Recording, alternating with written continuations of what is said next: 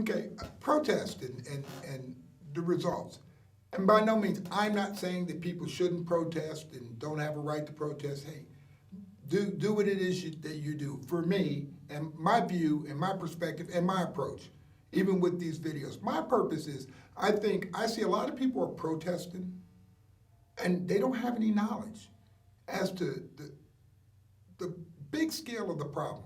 And then a lot of these protests that are organized, they're prepared for everything but a solution.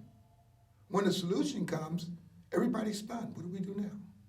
You know, I talked to a guy and I asked him, we were discussing protesting. He said, well, what do you think about it? I said, I think it was great in the 60s and 70s, but I think with a lot of issues today, people feel like they're accomplishing something because they're standing on the corner and they're marching down the street with a sign.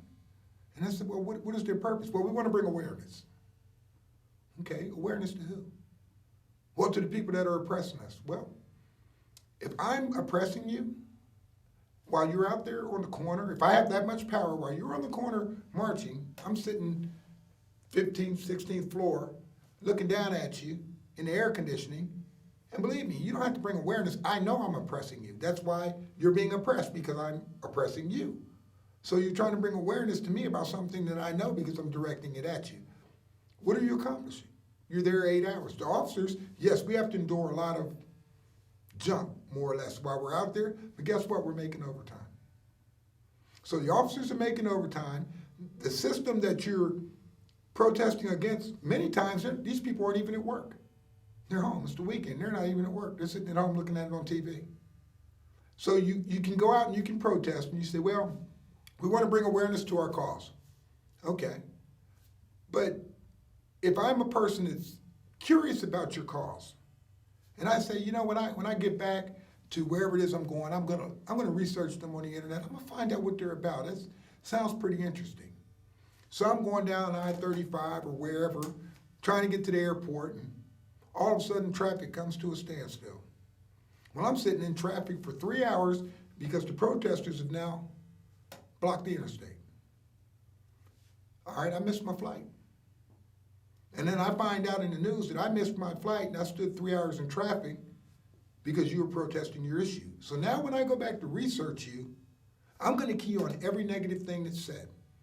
Because my experience with your protest was negative. It cost me money, it cost me time. I'm just trying to get to work. So I'm not saying that people shouldn't protest. I'm saying understand what impact you're having on people that may be detrimental to your own cause. And my philosophy is I want to educate people. I'm not anti-police. I want people to understand the police culture, then to understand it from my perspective, which is unique because, you know, there's a problem in America with policing and minorities. That is obvious, okay? I'm black, so it's obvious I have experience on both sides. And there's a lot of things the community needs to understand about policing. Policing needs to understand about community. So if you don't have that communication between the two, and you've got people out here protesting, and then you've got the officers over here that aren't understanding why they're protesting, nobody has any knowledge of anything. You know, why are you out there doing it? Do you know who's the city council person that can help you? Who's the resources the city has that can help you? If you don't first try to reach out and say, hey, this is our issue, who do we talk to? How do we sit down? How do we resolve something? Let's get a committee, let's talk about the issue. If you don't do that and you immediately jump to protesting, if I do have the power to help you, but if I saw how your protest may have inconvenienced people or caused conflict or things got out of hand or whatever, I'm less apt to pick up the phone and call you or take your call because I've seen the results. Versus if you sit down first, because ultimately you can protest all day, but at some point you're gonna have dialogue. You're gonna have to sit down and talk about issues and solutions. So I just think people should educate themselves more on the issue. You know, not the cause, but what is the issue? And then that goes into building your contacts, okay? If your issue is that you want charter schools, okay, do you ever go to a school board meeting? Who's the school board president? Who's your council person for your district? You know, who's the police commander that's over policing there? These are all resources you need to bring to the table because they're relevant to your situation. You're not gonna have these resources standing out there on a Saturday with signs. You can't bring 50 people into a boardroom.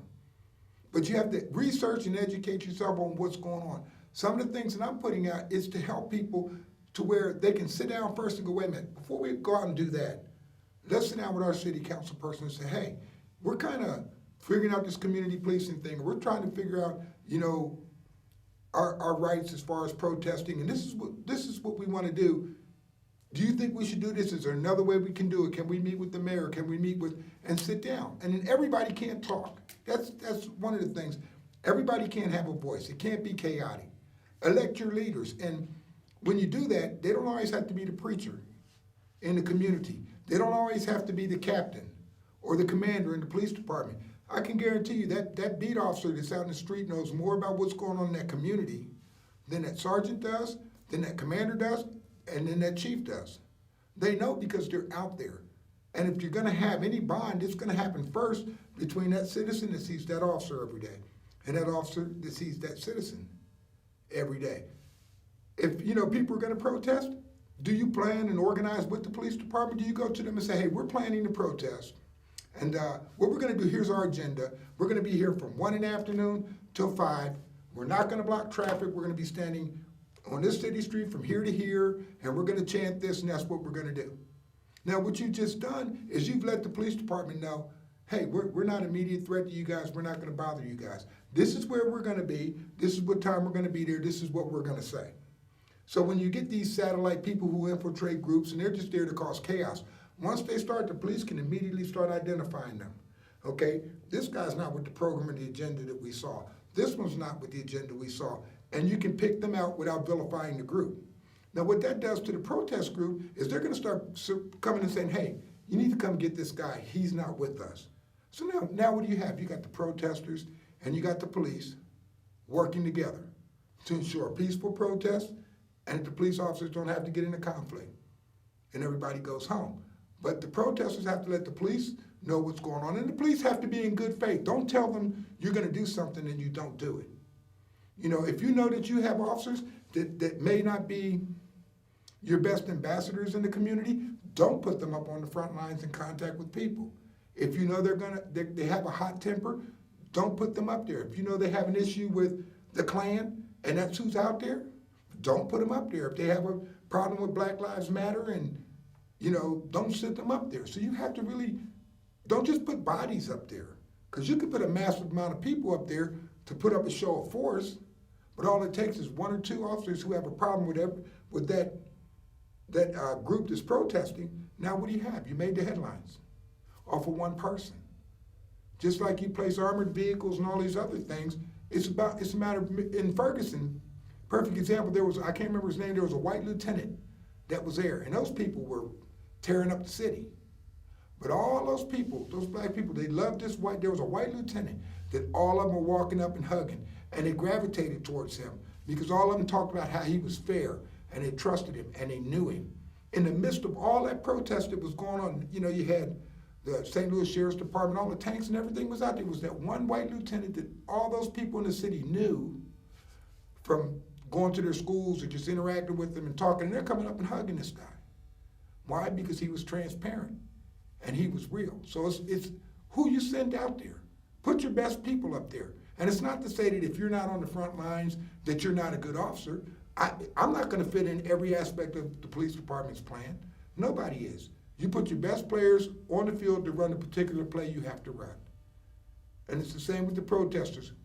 Cooperate with the police. Let them know what you're doing. It's gonna help you. It's gonna make your group look better. Hey, these guys, when they come to your town and protest, they sit down with you. They tell you, hey, this is what we're gonna do. These are the shirts we're wearing. These are the signs we're carrying. We're going from here to here to here. Here's our walking route. Hey, would you guys not only just have cars in front and behind us, you guys can feel free to just walk in there with us. If you want to talk to us, talk to us. If you want to ask questions, ask questions. Instead of being an occupying force on the outside, go in and walk with them. It doesn't mean necessarily you're in support or you're in agreement, but you're learning from them exactly why they're out there. And you have your duty to fulfill and perform, but there are some aspects of some of the stuff that's going on I can directly relate to, and I can understand. No, sure, it's not in my city, but today I'm not in the city that I live in, and a whole lot can happen to me on the way home. So when we stop educating and stop intermingling with the public and learning from their experiences, then we're cutting ourselves short. We can attend training classes all day long in police classrooms where people sit up and tell us in a perfect world, in a perfect scenario, with all these tools and assets, we can overcome anything, but we can't even come out here and talk to the community in good faith. So I think the key to the whole protest thing is developing your contacts in the community. If I've got an issue and we're gonna demonstrate, you can best believe that city council person's gonna know. I'm gonna make sure that that police chief knows. I'm gonna make sure that sergeant in that area knows. I wanna take my people and just say, hey, you know, if we're coming, say, on Saturday, well, the guys that are gonna be working that shift, we might go to their roll call and say, hey, can we come to the roll call and just let the guys know, hey, this is the shirts we're wearing, this is where we're gonna be, we're not aggressive or we're not whatever. Those officers sitting there are gonna feel a lot more comfortable. They may not even agree with your situation, but they'll respect the fact that you came and met them. And you know, you may go out there and they go, hey, what's up, man, how you doing, or vice versa. You know, you can protest and still get along. You don't have to be at odds, you know, and fighting just because one's in blue and one's a civilian. Both need each other. And I think Dallas showed that. When the chaos happened up there, you know, everybody just was looking for help. They didn't care where it came from. You know, so I mean, I'm not anti-protest. I'm just very pro-education. Knowledge is power. Know why you're there. You know, I mean, I oftentimes tell people, if I had the power you come to me with your problem, and you're going to protest, and I say, okay, what are your 5 points? What are your 5 things you want done? We want this and this and this and this and this. Okay. I take out my magic government pen and I say, okay, at the stroke of midnight, all of these you got every single one of them. When you wake up tomorrow, all 5 of them are solved. It's a new day for you. When you wake up at 7 o'clock and you walk outside, what are you going to do at 7:30? What do you do? I'm done. Life is good. My concerns are met. Hello, world. I did my part. What do you do? Because we don't prepare for success. You know, the struggles with race, the struggles with policing, these things are going to be there when all of us are dead and gone. So you have to first recognize this isn't your war to win. This isn't a game that you're going to win. You're going to run a play in it.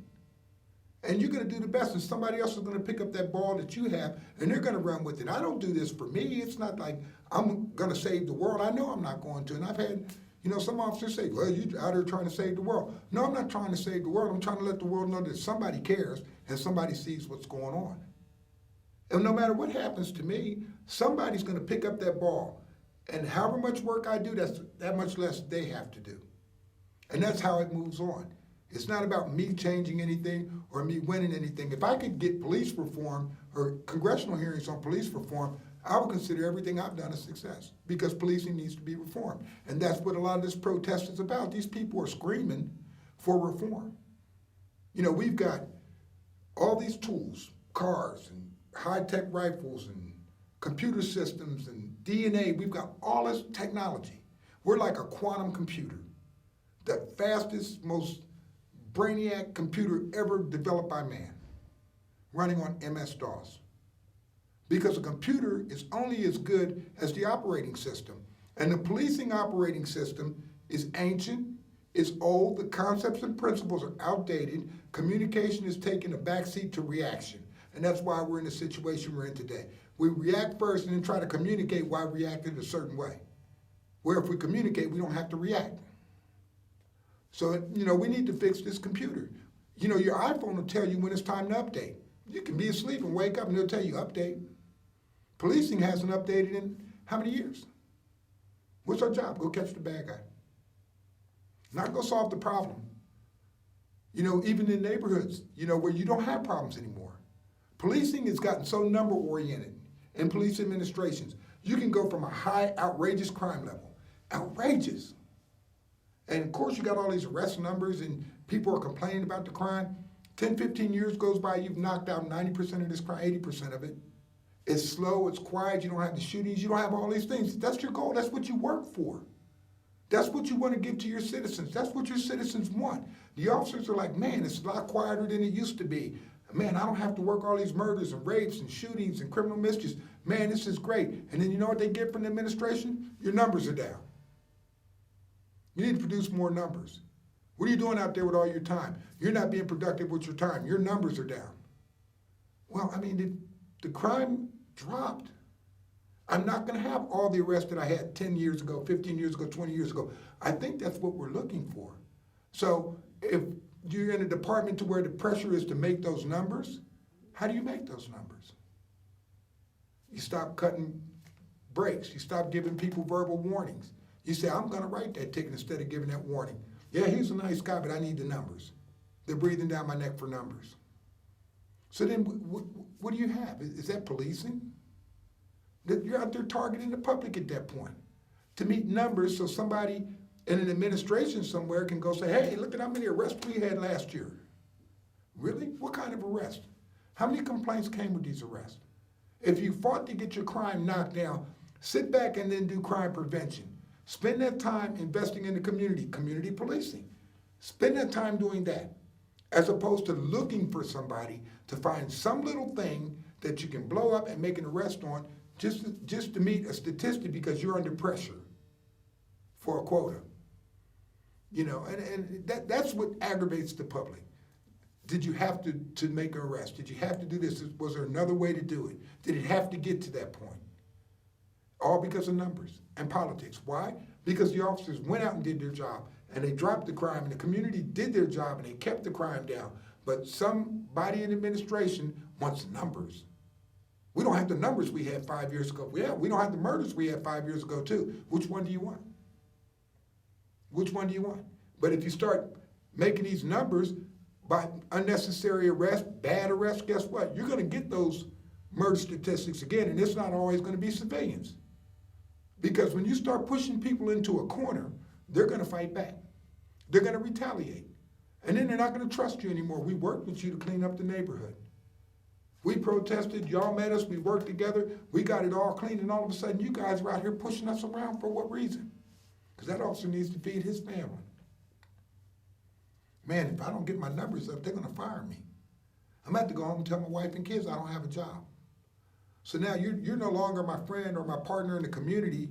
You know, you're somebody I need to get my numbers up, man. And you see this in a lot of bigger departments, more so than your smaller ones. But I mean, that's a fact of life. Nobody wants to talk about that. All these police chiefs that talk about community policing, you hear that stuff thrown out. But officers are under a lot of stress in a lot of departments. Make your numbers, make your numbers, make your numbers, make your quotas. Oh, we don't have quotas. You need to make your numbers. Your arrests are down. Your tickets are down. Yeah, but my burglaries are down. My house burglaries are down. My car burglaries are down. I don't have any sexual assaults. No stores in my area are getting robbed. Sure, I don't have 10 traffic stops with 20 tickets a night, and I don't have, 5 people in jail every night, but when's the last time a store's gotten robbed in my area? When's the last time a house has been broken into? When's the last time a car has been broken into? People in my apartment complexes aren't having problems with their property torn up. So what's more important to them? Me writing tickets or their property being safe? So you have to manage those two. And it's difficult. And officers, sometimes they don't know how to ask the public for help. And a lot of them are scared to speak out because of what can happen to them. But they're caught, a lot of these guys are caught in a bind. If I speak out about numbers and some of these things that are wrong, that I see that are wrong, that's why these people are out here protesting. Yes, I have to stand on this line and I have to do my job and I have to keep them in order. But then you got another side of you that's going, wow, I understand why they're here. I may not agree with their methods. I may not agree with the way they assembled, but I understand why they're here. Because you put on your uniform and you do your job. And you don't allow why they're there to interfere with you doing your job. But when you go home and you're sitting there thinking about these people that were out there, and you say, why were they out there? This is what they were chanting. Go research what they're chanting. And you don't have to subscribe to it across the board, but is there some truth to it? Yeah. Then why isn't there dialogue? And that's what you got to ask police administrations. Do you wait till there's a big blow up in your community to then want to have these meetings? And that's when you always see the knee-jerk reaction. If something happened in Austin, you're going to see Waco and all these other communities, Hillsborough and Killeen, everybody down having community meetings. Well, we don't want this to happen. Well, why weren't you always talking to your community? Why do people have to wait till it's a protest? And then if you are protesting and you're in a city that does not have that problem, why are you protesting there? Because that's almost a slap in the face to your police department that's working hard to keep that dialogue. And if they're doing all that and then you go down and you protest, it's almost to them like, wow, I thought we were getting along, and then here you're doing this here. Why don't you go to where that problem is and do it? And then when you get to that problem, instead of saying, hey, protest, go ahead, let me tell you about my town. We don't have that problem here. We work with our police. Our police work with us. We have this program, that program, that program. Why don't you guys come down and just don't protest, come down and check out how we do with our officers. Sell your city. If you've worked hard to get your city right, and your police cooperate with you, and if you're an officer and the citizens cooperate with you, sell your city. Make your city the example all these other cities come to and look at. Instead of always going out getting involved in somebody else's mess and bringing it to your house, why don't you take your clean house out and show them how to clean it up? If that makes any sense.